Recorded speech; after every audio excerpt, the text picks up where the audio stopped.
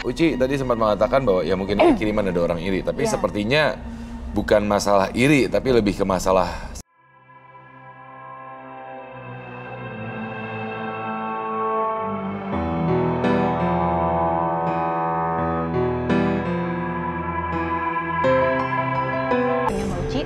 si yang nggak bagus ini selalu ada di depan.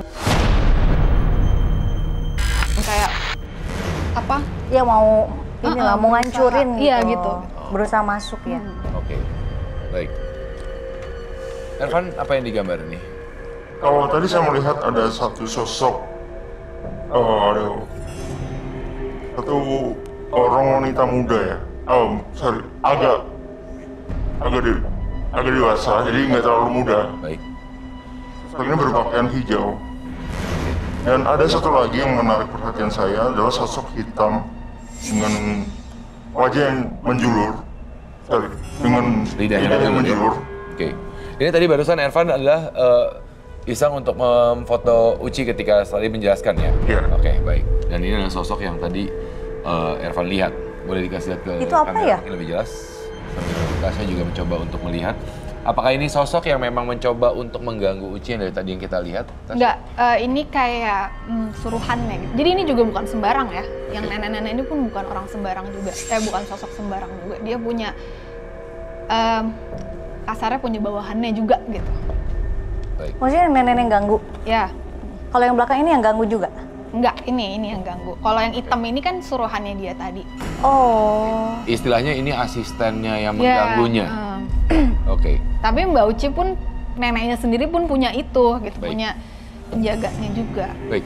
Tasya, rumit sekali ya, hidup saya yang tidak saya lihat gitu loh. Tapi ada satu pertanyaan sebenarnya gini, ketika saya melihat Tasya ketika mencoba untuk berkomunikasi entah dengan sosok penjaga dengan Uci, yang saya lihat adalah Tasya sepertinya kelelahan, entah terkuras energinya, apakah energi mereka ini begitu besar atau apa sebenarnya Tasya?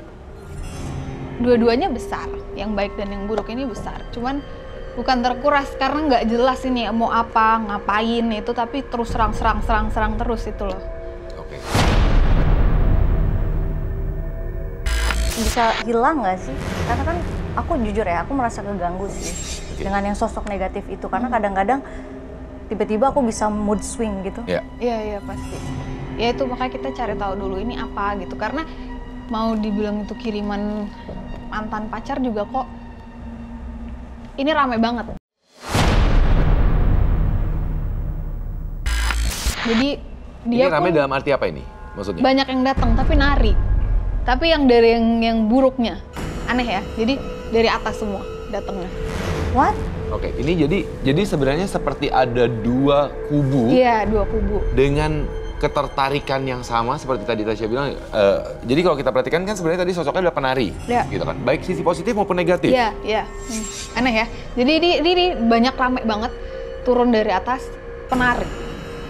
Nah, ini yang penari panelis ini jangan kosong ya karena ini negatif banget gitu.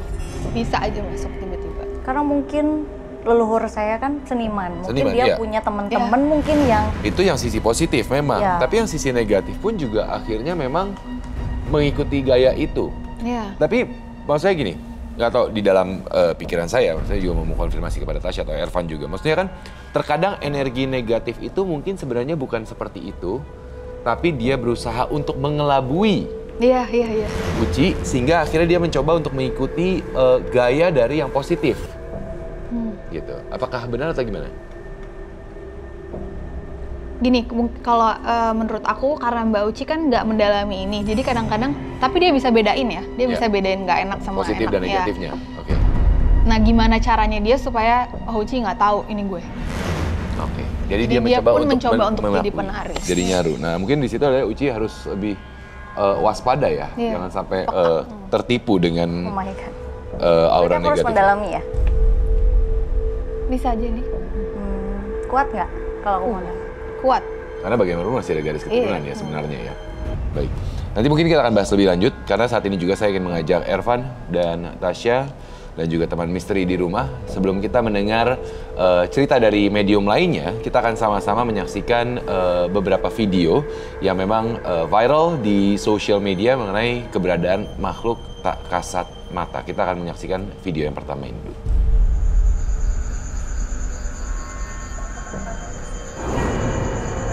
Oke, kalau kita perhatikan dalam video tersebut, di balik daun ada satu sosok yang memang seperti ada bentuk muka dengan mata. Tasya, Ervan bagaimana? Ini sosok yang benarkah atau rekayasa? Karena saat ini di sosial media pun banyak rekayasa ya? Iya. Kalau di video ini yang aku lihat rekayasa. Karena satu, nggak mungkin menangkap sesuatu sejelas itu. Ya. Dan di sekitarnya pun masalahnya nggak ada. Auranya bukan sesuatu yang mungkin akan tertangkap sejelas itu kalau di sekitarnya juga mendukung, itu mengerikan. Oke, baik. Kalau ini enggak. Baik. Ervan, setuju dengan Tasya? Setuju dengan apa yang disampaikan Tasya. Jadi emang nggak ada aura apapun yang ada di situ dan terlihat emang disengaja sih videonya. Baik. Karena secara Buat logika konten memang, doang ya? Iya, karena secara logika memang untuk sebuah interaksi sosok tertangkap dengan kamera sebegitu nyata, sama halnya seperti kita sedang memvideokan manusia, sebenarnya ini adalah hal yang agak di luar logikanya ya untuk makhluk tak kasat mata itu sendiri. Baik, kita akan sama-sama menyaksikan video berikutnya.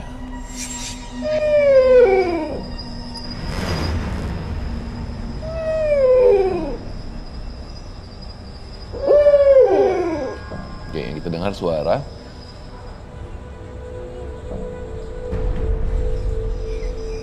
Ada seperti sosok hitam sedang turun melayang di depan mobil ya. Ya.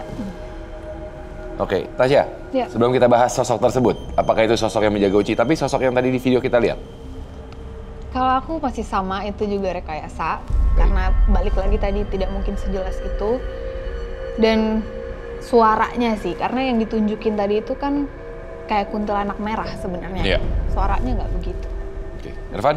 Setuju. Dan emang terlihat itu seperti ditarik. Oke, baik. Jadi kedua video yang ada tadi adalah bisa dikatakan video rekayasa. Ya karena memang saat ini di sosial media banyak sekali beredar video-video yang menyangkut pautkan dengan kehadiran sosok-sosok makhluk tak kasat mata, tapi bagaimanapun juga ada kemungkinan itu hanya rekayasa belaka. Ya, Oke, baik. Uci sendiri pernah nggak sih, maksudnya dengan Anda mempunyai bisa dibilang kemampuan turunan ya, meskipun Anda tidak mendalami gitu Uci ya, dan kemudian dikasih, pernah nggak sih sekali iseng atau melihat dalam handphone atau apa divideokan gitu? Pernah. Jadi dulu waktu kuliah aku bikin video gitu di mobil, di basement gitu, di mall, happy birthday ke teman aku yang ulang tahun gitu. Aku ngadep, kan aku nyetir tuh, ngadep ke belakang kan, teman aku di belakang kan. Nah dia ketangkap kamera sosok putih gitu, rambut panjang. Ada di depan mobil Percis. Oke, baik. Kita bahas sosok yang Uci tadi sedikit, sosok penjaga atau enggak kalau menurut kamu? Yang putih tadi? Iya. Enggak, itu... Kebetulan memang yang berada di lokasi tersebut. Baiklah. Penampakan ya? Ya, penampakan. Baik. Dan kita masih akan terus berbincang dengan Uci, medium selebriti kita, mengenai pengalaman mistis yang dialaminya juga maupun sosok-sosok yang menjaga. Tapi selanjutnya saya juga akan mengundang medium yang akan bercerita mengenai pengalaman misterinya. Namun sebelum saya undang, mungkin kita sama-sama boleh berdiri. Karena memang medium kita yang berikut ini pun juga punya pengalaman berinteraksi dengan makhluk tak kasat mata. Seperti apa interaksinya, kita undang medium kita malam hari ini, ada Ariel. Baik. Selamat malam, Mas Ariel. Ariel, musisi.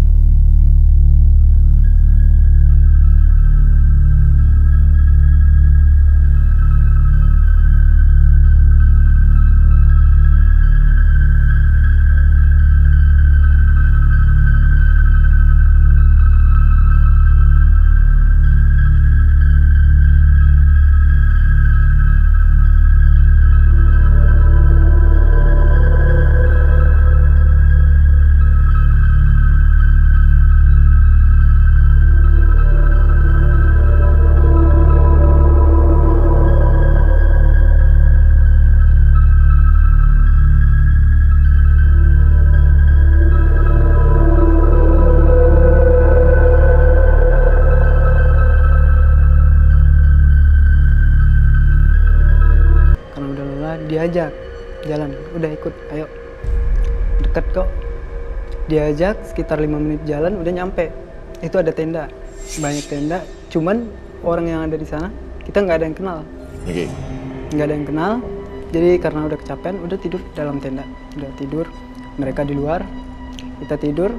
Pas bangun, itu tenda nggak ada. Kita udah sekitar jam 11 siang. Tenda nggak ada, kita cuma di bawah pohon kayu. Di bawah pohon kayu, tidur bertiga. Dan siangnya, kita ditemui oleh tim SAR. Dan penjaga-penjaga semua di sana ya. Tahu-taunya kita di situ bukan 1 malam, udah 5 hari.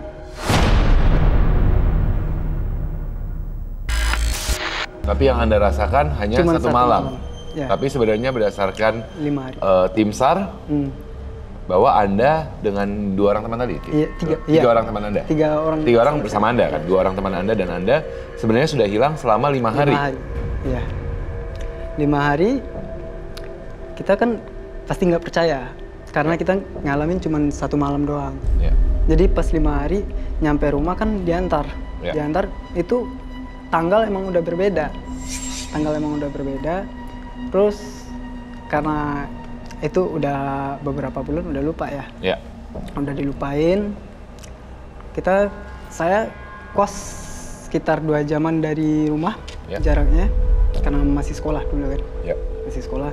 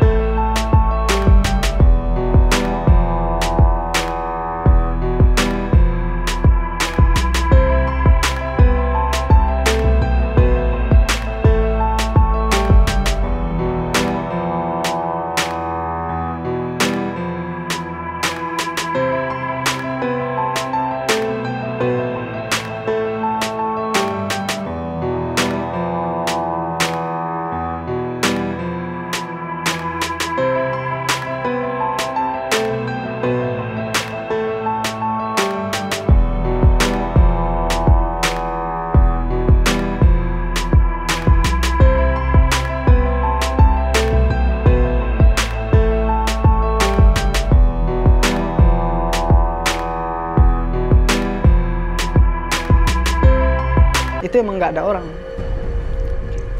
Pokoknya yang aneh-aneh sampai saat ini pun saya sering parno, sering takut lah. Kalau nyetir itu spion sering dibalik. Ya, dibalik. Karena tidak mau melihat sampai ada sosok di belakang. Soalnya pernah saya sampai kecelakaan sama mobil. Di spion saya ngelihat kayak di belakang, di jok belakang ada api. Sosok yang lagi, enggak, ada api. Kayak kebakar, jadi kita panik, jadi mobil nabrak pembatas jalan. Oke. Itu 2018. 2018. Oke. Tasya, sebelum kita bahas lebih lanjut, Uci juga saya rasa kita sebagai pekerja-pekerja yang sering keluar kota untuk bekerja, banyak pengalaman-pengalaman ketika kita standby nginep di hotel, hotel punya cerita tersendiri.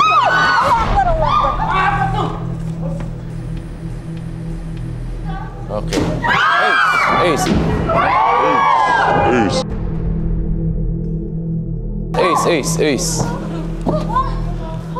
Teman-teman. Oke. Ariel. Tasya, jaga. Oke, ini api. Teman-teman ini boleh mungkin bantuin juga nih. Sampai berasap terus. Ariel indigo ya? Tasya. Enggak, biarin aja, ini mau ngapain? Masnya bawa apa sih nih? Pundakku. Pundak berat, Mbak. Oke. Iya, kamu bawa apa? Oke.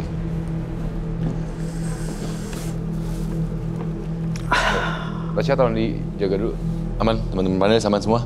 Aman. Oke, mungkin boleh duduk dulu. Boleh kembali ke tempat duduk. Silahkan. Tasya, kenapa? Ya ini dari tadi sebenarnya, dari dia cerita udah ada yang di belakangnya yang ikut bawaannya dia sendiri. Kamu bisa cerita nggak ini apa? Bawaan sendiri, emang artinya ada sosok yang mendampingi dia? Iya. Oke. Nggak mungkin nggak tau kamu aja masih bisa menangani gini. Anda pernah belajar ilmu tertentu kah? Pernah. Di masa muda SMP pernah? Pernah. Dengan tujuan? Buat jaga diri doang.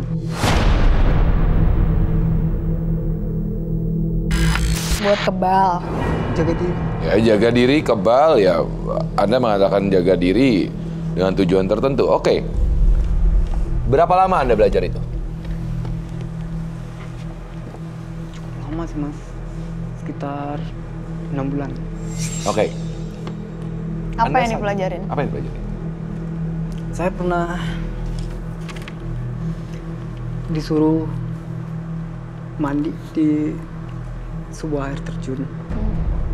Tapi saya nggak tahu itu jadi apa enggak. Saya nggak tahu, sumpah. Anda bilang Anda tidak menyadari bahwa itu jadi atau tidak, menempel atau tidak. Tapi sebenarnya apa respon yang Anda berikan barusan, sebenarnya Anda sadar. Anda tahu. Terutama ketika saya Tasya, mungkin bisa dijelaskan sosok-sosok yang ada di sini apa sebenarnya tadi yang barusan berinteraksi, yang mencoba untuk berinteraksi? Ya bawaan dari dia. Kenapa kamu marah? Jadi artinya sebenarnya sosok yang menempel, bawaan dari dia. Bukan, jadi ini bukan jaga, ini bawaan dari dia karena dia coba-coba cari ilmu gitu. Oke, jadi beda. Dan ganggu banget, dari tadi tuh ganggu banget. Dan akhirnya malah memberikan sebuah efek sendiri. Negatif, jadi negatif. Dan orang dia aja nggak tahu apa yang ada di situ. Iya. Kalau merasakan bisa. Sejak kapan merasakan bisa? Dari sejak kejadian itu? Iya, kejadian itu. Setahu saya kadang-kadang yang namanya ngilmu itu selain berdiam diri, mandi, mencoba untuk meditasi lah, istilah mungkin orang umumnya taunya meditasi dan berdiam diri gitu ya. Kadang-kadang ada benda-benda tertentu yang diberikan. Enggak. Satu hal juga yang perlu diingat, ketika Anda mencoba untuk memegang sebuah energi yang bukan hak Anda, itu bisa berdampak negatif pada diri Anda.